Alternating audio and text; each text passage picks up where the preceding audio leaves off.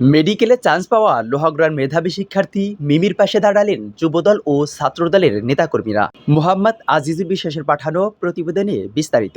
নড়াইলের লোহাগড়া উপজেলার দিঘলিয়া ইউনিয়নের নোয়াগ্রাম এলাকার মেধাবী শিক্ষার্থী মিমি আক্তারের পাশে দাঁড়ালেন লোহাগড়া উপজেলা যুবদল ও কেন্দ্রীয় ছাত্রদলের নেতাকর্মীরা। এ সময় নেতৃবৃন্দ বিএনপির ভারপ্রাপ্ত চেয়ারম্যান তারেক রহমানের পক্ষ থেকে মেধাবী শিক্ষার্থী মিমি আক্তারকে বইসহ আর্থিক সহযোগিতা প্রদান করে। এ উপলক্ষে 2 ফেব্রুয়ারি সকালে লোহাগড়া উপজেলার দিঘলিয়া ইউনিয়নের নবগঙ্গা ডিগ্রি কলেজের হলরুমে এই অনুষ্ঠানের আয়োজন করা হয়।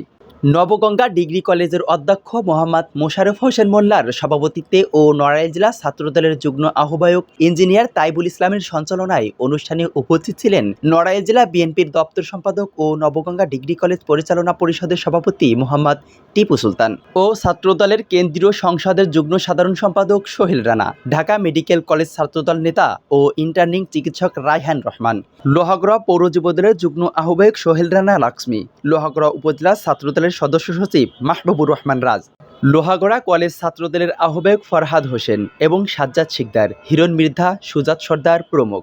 মিমির সাফল্য প্রকাশ করে নবগঙ্গা ডিগ্রি কলেজের অধ্যক্ষ মোশাররফ হোসেন মোল্লা বলেন, মিমি আমার কলেজের ছাত্রী ছিল, তার এই সাফল্যে আমি গর্বিত। আমি তার উজ্জ্বল ভবিষ্যৎ কামনা করি। মিমির ভর্তি নিশ্চিত হওয়ার খবর প্রিন্ট ও ইলেকট্রনিক মিডিয়ায় প্রকাশিত হওয়ার পর বিষয়টি আলোচনায় আসে। এরপর সমাজের বিভিন্ন স্তরের মানুষ তার পাশে দাঁড়ানোর উদ্যোগ নেন।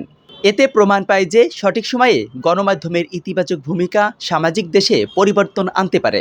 এদিকে সহযোগিতা পেয়ে আবেগাপ্লুত হয়ে মিমি আক্তার বলেন,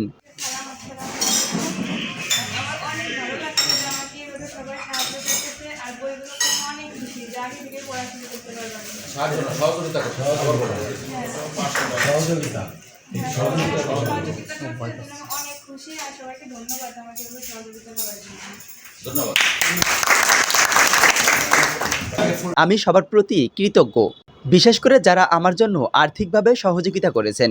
আমি কখনোই তাদের অবদান ভুলব না। আমার স্বপ্ন ছিল ডাক্তার হয়ে মানুষের সেবা করব। এই সহযোগিতা আমাকে সেই স্বপ্ন পূরণের পথে এগিয়ে দিল। ইমাম হাসান, ই টেলিভিশন।